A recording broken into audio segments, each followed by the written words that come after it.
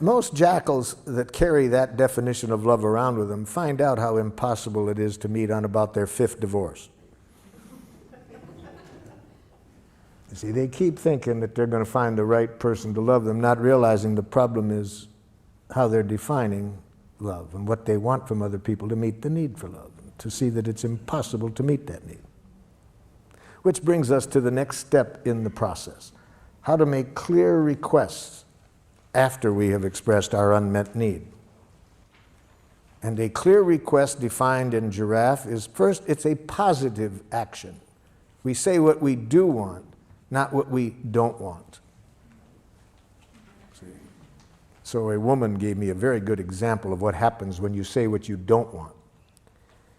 In a workshop, she said, "You've really helped me understand what happened recently, Marshall. I said to my husband, I don't want you spending so much time at work. And then I got furious with him when he signed up for a golf tournament."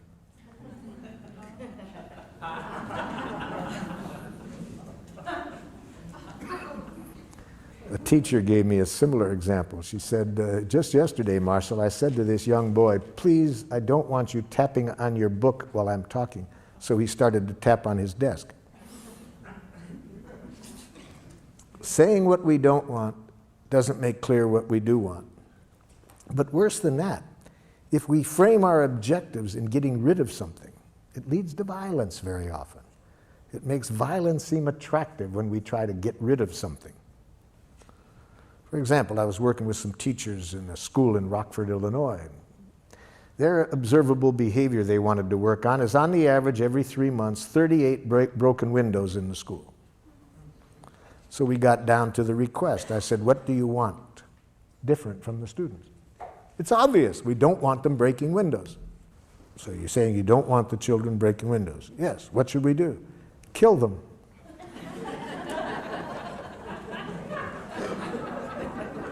Research has demonstrated dead children break no windows.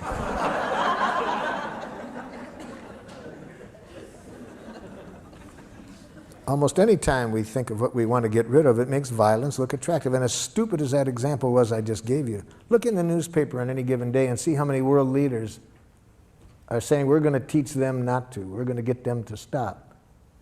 And they think violence is going to... See, it always makes violence seem attractive to... It's only, as I said earlier, when we get 2 questions clear. What do we want people to do? And what do we want their reasons to be for doing it? Then I think we'll see violence never works. Okay, so we want to say what we want to say in the positive. What do we want the other person to do? What do we want them to start doing differently? And second, that it needs to be clear action language. See, we can't do what this one wife did with her husband who came to a workshop with him. She said, "I want you to listen to me when I talk." He said, "I do listen." "No, you don't." "Yes, I do." "No, you don't." They told me they'd had this same conversation for 11 years. The problem is with the word listen. See, what does that? We can use the word listen as a need. I have a need to be listened to. But when we move to request, we need to speak action language. What specific action do we want this person to take? We can't use the verb to be. I want you to be more friendly. Not doable. We can't use feeling language. I want you to feel confidence in yourself. That's not doable. So we need to be able to make very concrete requests. Try it out with what is under D there. See, in relation to what the other person did and your feelings and needs in relation to the action, imagine you're talking directly to the person and express a request using this form. I would like you to. What do you want the person to do to meet your needs? I want you to obey my instructions. Let's use the word, I want you to do what I told you to do. I want you to do what I told you to do. And if you were a giraffe, you would give that to the person with a little card that said, "But please do as I requested, only if you can do so with the joy of a little child feeding a hungry duck. Please do not do as I request if there is any fear of punishment motivating you. Please do not do as I request out of a hope for reward or that I will like you if you do. Please do not do as I request out of guilt, shame, duty, obligation. Life is too short to do anything for anybody out of that. So what I'm getting at is when we do make a request, we want it to be sure that the person trusts it's a request and not a demand. So we'll come back to that, but let's just work on the clarity of the request to begin with. Yes, so what is your request? I would like you to do what was agreed upon. Okay. Give me the space to complete my thoughts. Oh, too vague. Give me the space. Let me complete my Let thoughts. me is not doable. Let me show you what I mean. A woman said to her husband, came to a workshop, I want you to give me the freedom to be myself. He says, I do. No, you don't. I said, hold it, hold it. Give me the freedom is not doable. Let me? No, that's not doable. Allow me? It's not doable. What do you want from him when you say, give you the freedom to be yourself? It's embarrassing, yes? What? Say it. Oh, it's embarrassing. Say it out loud. What do you want when you say all of that? I want him to smile and say it's okay no matter what I do. Okay, now you're honest. You see, so what do you want? I want to express myself, Yes, you can do that. Nobody can stop you from expressing yourself. so I'm getting interrupted. You want the other person to wait until you finish speaking Yes, before starting. yes. Okay, that's the doable action. So how do we know? You can only tell whether it's a request or a demand by how I treat you if you don't do it. That's what tells people whether we are making requests or demands. What is their memory of how we act when we don't get what we want? If people have in their memory any punishment on our part in the past when they don't do what we want, any blame, it will now be hard for them to trust that we are making a request and not a demand. It will take the joy out of giving to us. So let's follow that example a little bit more for me to show you what I mean. So I say to you, I'm really lonely this evening and would have a need for some company. Would you be willing to spend the evening with me? And you say, Marshall, I'm really preoccupied with some things at work and would really need some space to myself this evening. Could you find someone else to be with you this evening?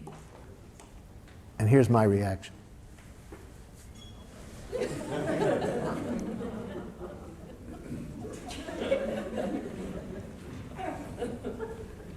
Two days later,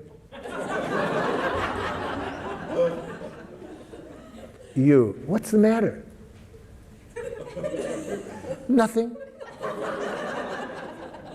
You, come on, what's the matter? You knew how lonely I was. If you love me. Now, was it a request or a demand? See, so we can't tell from how nicely it's asked. We need to see how the person treats us when we don't do what they want. That's when we trust that they make requests or not demands. So we are going to pay for every time in the past when we used any coercive means to get what we wanted. So now at least we don't want to pay for that anymore. We want to be sure that whenever we make a request, it is a request. Now that doesn't mean the other person will trust it, even if it is, because unfortunately, there's been so much coercion in our world that even if we are making a sincere request, the other person might hear a demand. I was working in one school system with a group of students that the school district labeled as socially and emotionally maladjusted. Now, from what you've learned today, was that a jackal school system or a giraffe school system? Yes. It sounds like in your example that the person was really disappointed or really let down. Not let down, that's a diagnosis. Okay, They're really Disappointed. really hurt. okay. So how could they have expressed that without being a demand, but not suppressing the fact that they're really disappointed. They could say, so you have a lot to do right now, and it would really meet your need to be by yourself. Yeah. And the kind of mood I'm in right now, I really trust that you would meet it better than anybody else I know. Is there some way that we could find to get your work done and still meet my need for connection tonight? That's what we call dogging for our needs. You see? That shows respect for the other person's needs. I'm not trying to use any guilt or manipulation, right? I'm just trying now to find a way to get everybody's needs met. Okay? And so then if the person can't find replacement, If the person cannot think of somebody to replace them, it will not be a problem. It will only be a problem if I put on these ears and receive in what they said a rejection. You see, if I hear a rejection, that's the problem.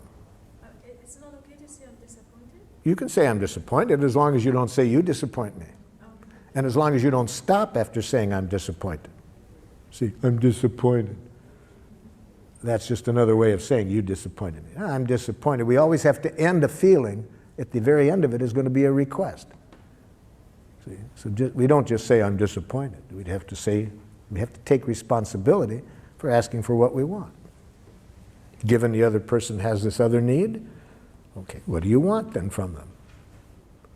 Well, the jackal doesn't like that game. They don't like to have to be responsible for what they want. They'd rather say, well, if they love me, you see, if they were any kind of friend, I think it's only fair that they want to control by guilt, shame.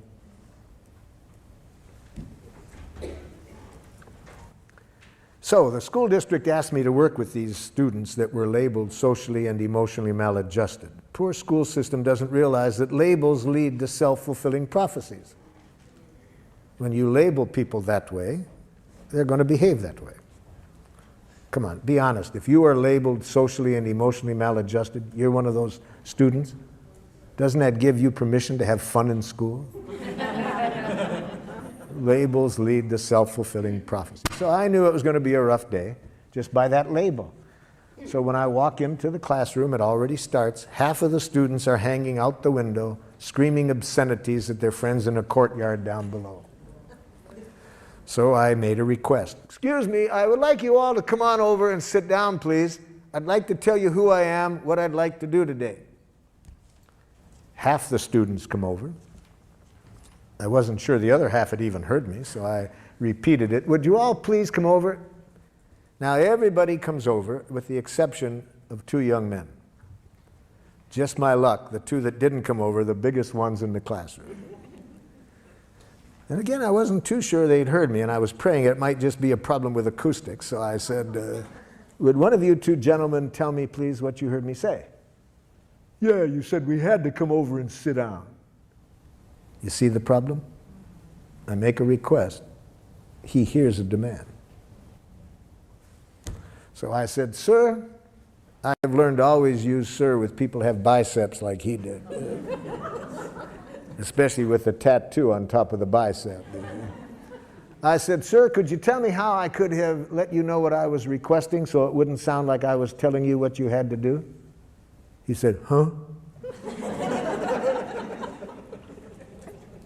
See, that's a radical paradigm shift for somebody who's been educated under domination conditions, domination structures where authorities claim to know what's right, you have to do it or else, you see? So it's a radical paradigm shift in giraffe schools where people don't make demands. They just make requests. So I realize this is not going to be easy with this gentleman. He's probably carrying with him a lot of traces of being punished when he doesn't do what other people want or blamed. I'm not expecting him to give that up right like that. So I said, sir, how could I let you know that I was requesting something of you without it sounding like I was bossing you around? I don't know. I said, just what's happening between you and me right now is much that I wanted to talk about today, because I was wanting to look at a way we could interact where nobody bosses others around. And I didn't expect life to be so easy. That was all he needed. He trusted at that point that I wasn't trying to tell him what to do. And he came over, and we had a very cooperative day. But as long as people hear our request as demands, they have only two choices: submission or rebellion. And neither of us are going to connect us with people in a way that's good for anybody. So the main thing that's the difference is not how nicely we say it, but how we treat people when they don't do what we want.